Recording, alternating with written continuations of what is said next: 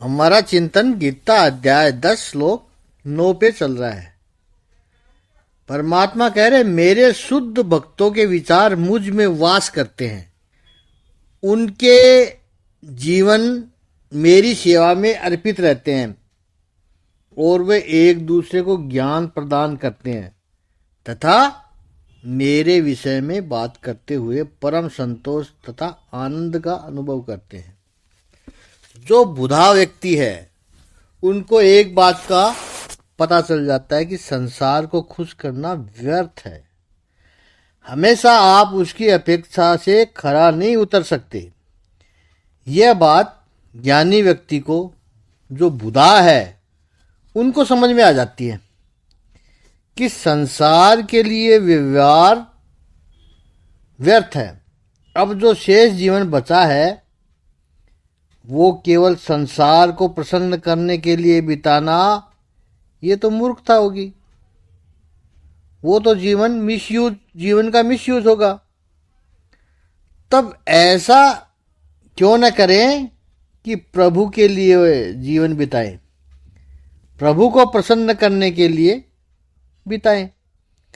जो सार्थक है, साथ में चलेगा, जो स्थिर रहेगा। इसलिए आप अब वो संकल्प करता है। कौन? बुधा ज्ञानी व्यक्ति संकल्प करता है कि मेरा जो शेष जीवन है उसमें जो भी ऊर्जा है, शक्ति है, जो भी है, वो सब परमात्मा के लिए प्रयोग करेंगे। इसलिए वो मदगतः प्राणः मदगतः जीवनः, मेरा जीवन, अब ये जीवन सार्थक करना है मुझे, अब ये जीवन सफल करना है।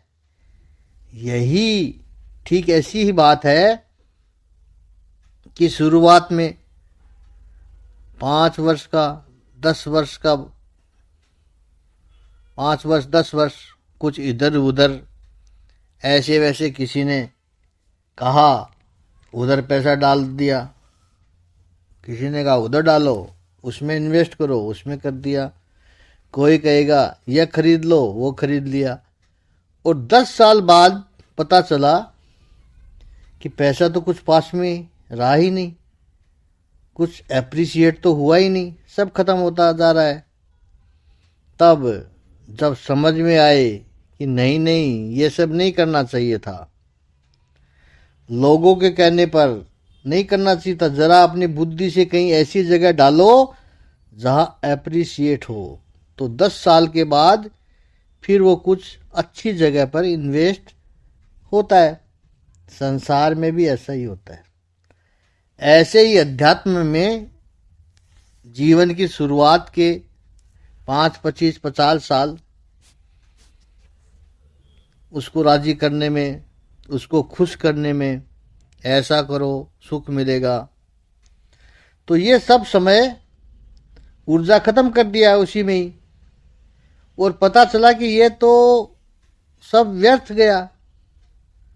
तो अब कोई ऐसी जगह शेष जीवन व्यतीत करे जो सही काम में आए,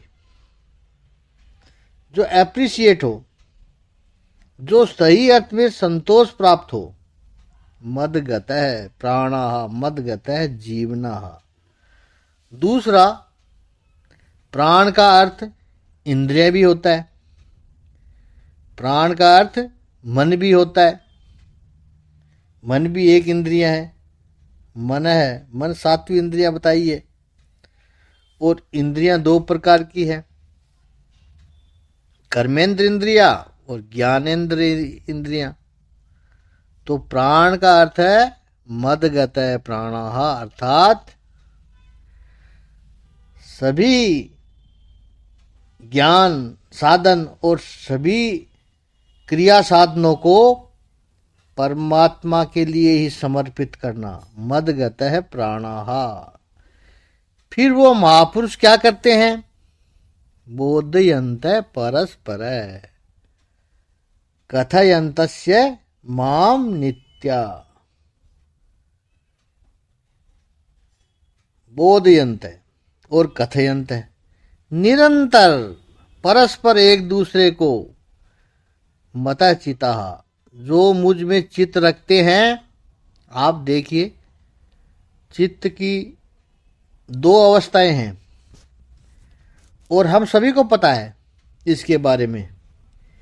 एक चित्त की चलित अवस्था है, भागता हुआ चित्त, दौड़ता हुआ चित्त यानी चंचल चित्त, और दूसरी है चित्त की उपराम अवस्था, स्थिर अवस्था। टेक्निकली इसको समझे तो चित्त जब दौड़ता है, चित्त जब चंचल है, उस अवस्था को कहते हैं मन। और चित्त की जो स्थिर अवस्था है उसको कहते हैं आत्मा। बात एक ही है। शांत जो चित्त है वो आत्मा है और गतिमान हुआ चित्त वो मन है। जैसे पवन चलने लगे जोर जोर से तो वो हवा है, और स्थिर होता है तो वायु तत्व तो है ही, सबको पता है। ऐसे ही चित्त है। अच्छा, ये चित्त जब दौड़ने लगता है, चंचल होता है, मन जिसको हम कहें वो क्या करता है? मन दौड़ते हुए हर वक्त इच्छाएं निर्माण करता है, डिजायर्स निर्माण करता है, चाहिए चाहिए। और यही इच्छाएं, यही डिजायर्स जब बलवती बन जाती है, इंटेंस बन जाती है, तब उसको शास्त्रों ने कहा वासना, वासना बन जाती है। चाहिए चाहिए से लेकर के चाहिए ही, अब उसके बिना नहीं चलेगा। बाय बोरो और स्टेल, कुछ भी करके ले आओ, उधार लो, खरीदो, चुरा के लाओ, ये वासना बनती है। कैसे भी करो, मेरे को चाहिए ही चाहिए, ये वासना है। तो मन क्या करता है? मन इच्छा, कामनाओं और वासनाओं का निर्माण करता है। और इच्छा, कामना और वासनाओं से घिरा हुआ मन अपनी इन कामनाओं को, अपनी इन वासनाओं को पूरी करने के लिए संसार की ओर, विषयों की ओर दौड़ते रहता है।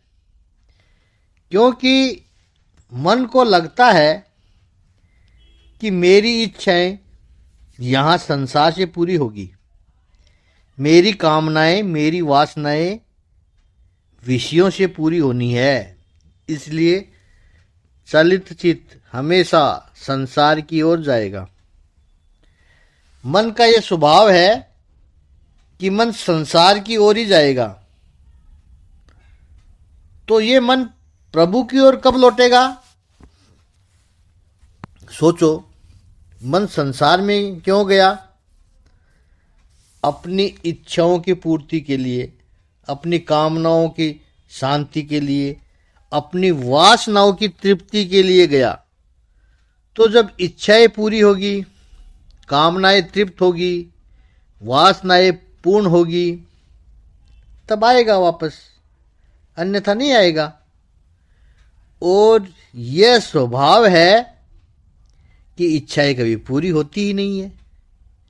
एक इच्छा पूरी हो तो दूसरी खड़ी हो जाती है, एक कामना पूरी होती है तो दूसरी कामना दो खड़ी हो जाती है। और वासना की अग्नि तो हर वक्त प्रज्वलित ही रहती है।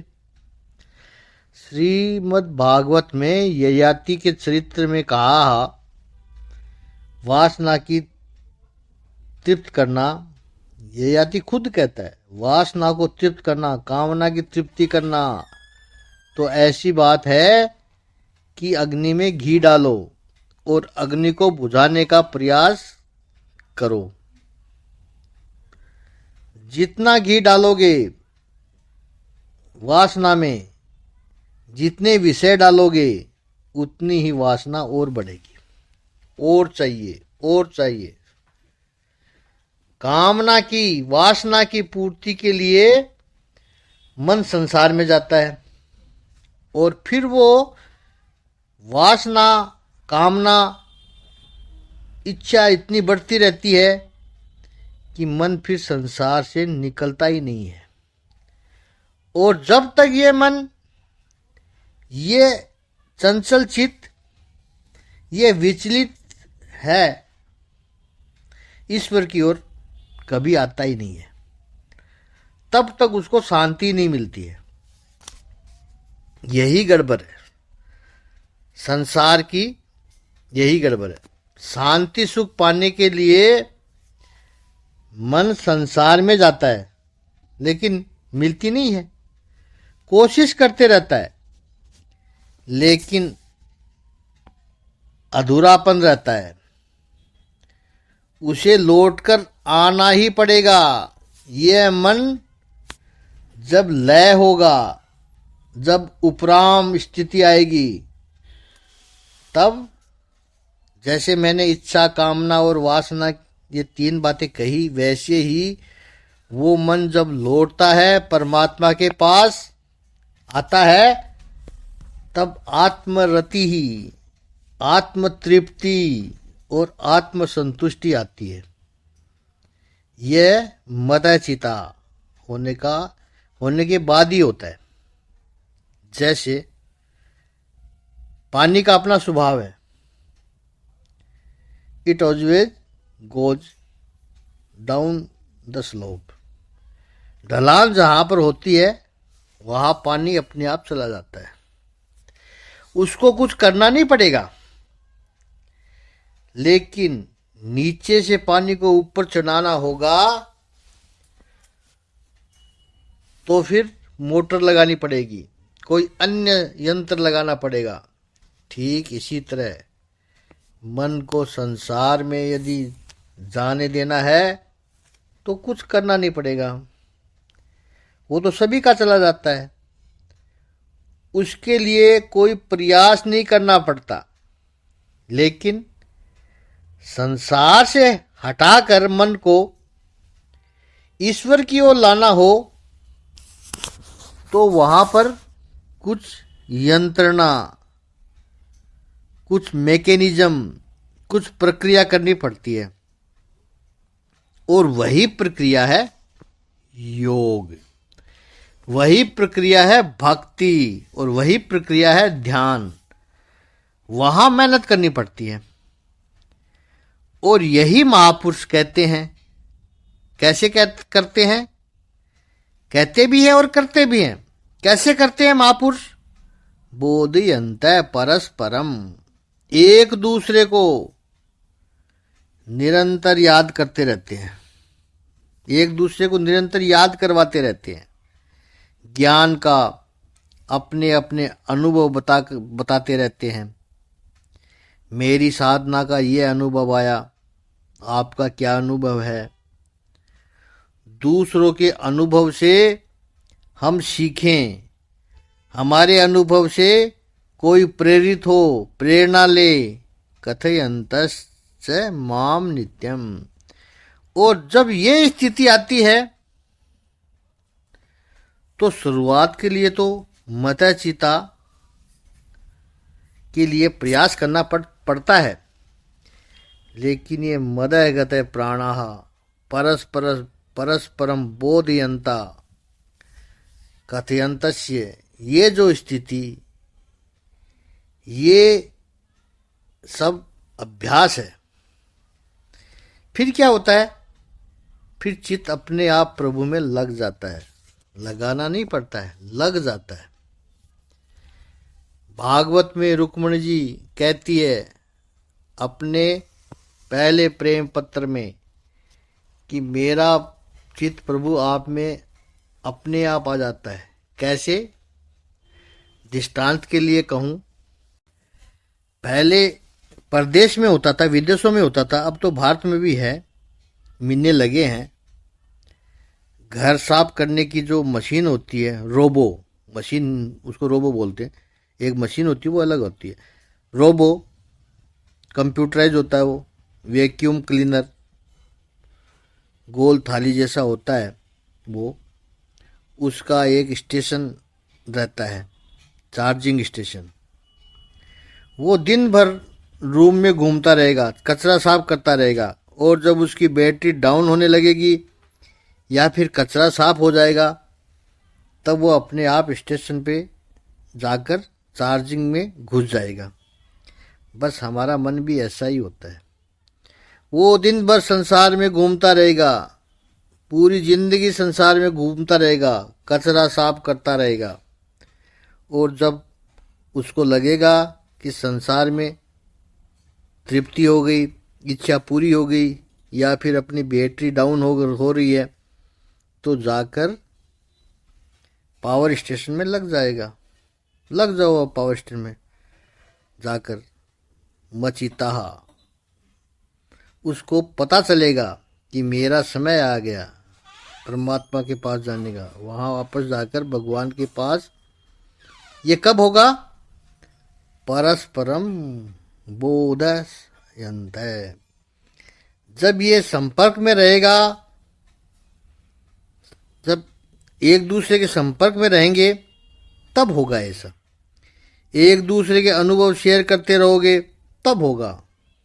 कथयन्तस्य माम नित्यम, चित्त अपने आप ईश्वर में जुड़ जाता है। जब व्यक्ति मदगत है, प्राणा होता है, तब आनंद बहुत आता है। कि जब आत्मा के आनंद की जब झलक मिलती है, बाहर का कोई सुख मिल जाए तो आपको अच्छा लगता है, भीतर के सुख की अनुभूति होने लगेगी, निज आनंद की जब अनुभूति होने लगेगी, तो कितना आनंद आएगा उस समय। ईश्वर तो मेरे भीतर है। बोधयन्त परस्परम कथायन्त स्य माम नित्यम। इस पर आगे चिंतन और कल करेंगे। आज इतना ही। ओम श्री सच्चिदानंद भगवान की जय। ओम श्री आनंद गंध भगवान की जय।